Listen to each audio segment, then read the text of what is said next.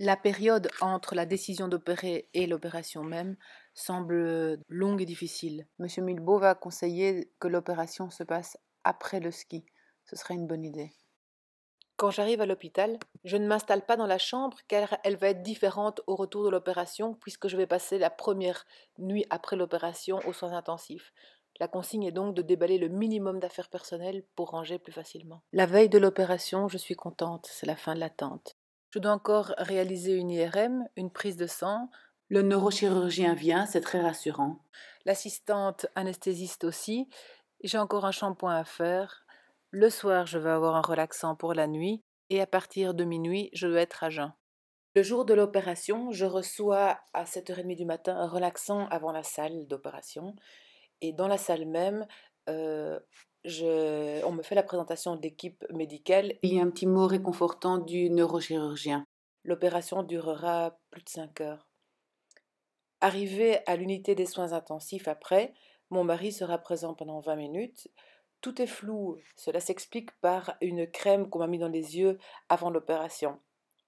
Directement, je vais faire des tests pour voir si je sens mes jambes et mes mains et je réalise que l'opération est bien réussie, je n'ai aucune perte locomotrice. J'ai mal à la tête à cause de la pression du bonnet, les infirmières vont le couper, mais le neurochirurgien va demander qu'on le refasse pour mieux cicatriser. Je remarque qu'on m'a placé une sonde urinaire, une perfusion. J'ai quelques nausées et donc je n'ai pas de repas durant la journée et je reste alitée. Je ressens des fourmillements dans l'avant-bras gauche et dans le pouce et l'index. On me donnera des vitamines B. Ce qui est effrayant aux soins intensifs, c'est le bruit. Il y a un patient qui crie, il y a des sonnettes, il y a une infirmière qui demande à un patient d'ouvrir les yeux. La solution, ça va être de mettre la télévision. Comme ça, c'est des bruits connus et c'est plutôt rassurant. Pourtant, c'est du curling aux Jeux Olympiques. La nuit ne va pas être terrible. Je vais dormir plus ou moins 3 heures pour être réveillée 2 heures.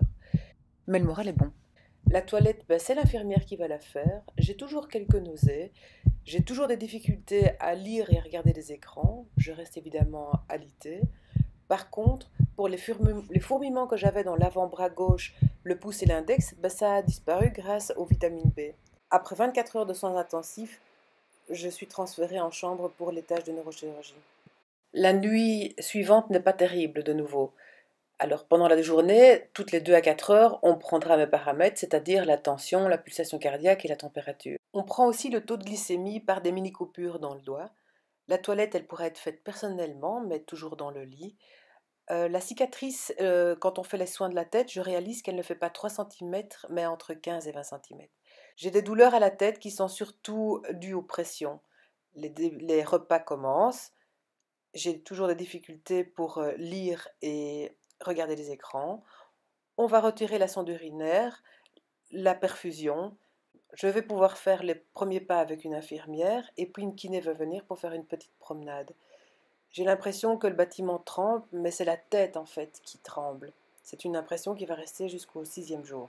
Le 3e jour, la nuit n'est toujours pas terrible. J'ai l'apparition d'un léger œil au beurre noir et un gonflement au visage du côté de l'opération.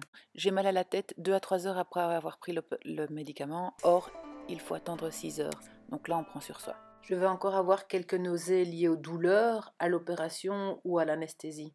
On va retirer le bonnet, donc la cicatrice sera à l'air libre. Je continue à avoir des difficultés pour lire et regarder les écrans. J'ai de légères douleurs aux endroits de pic de stabilisation de la tête durant l'opération.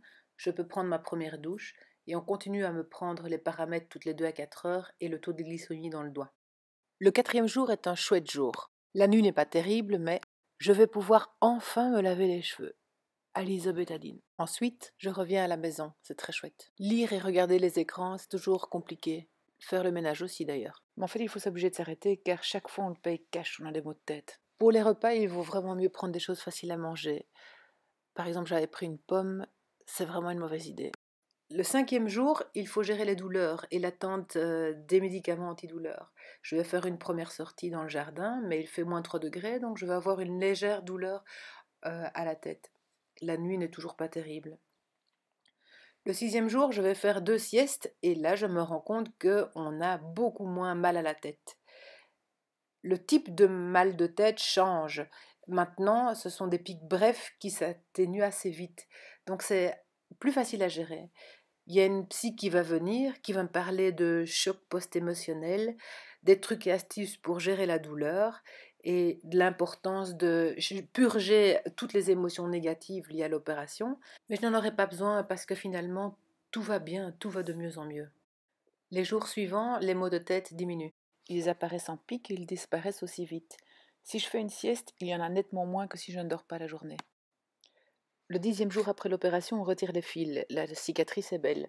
La sensibilité de la tête est partiellement retrouvée, mais d'un seul côté de la cicatrice. Les nuits sont dorénavant assez bonnes. Les 14e et 15e jours, je vais avoir des problèmes de tension, de maux de tête, de saignement de nez et de la fatigue. Le 16e jour, je vais avoir une télécommande qui me tombe sur la tête durant la nuit parce que je l'avais mal mise. Je vais avoir une grosse bosse, mais je vais voir que la cicatrice tient. Le 19e jour, j'ai toujours la gêne que j'avais depuis le début à la mâchoire. Ça va commencer à diminuer à partir du 28e jour.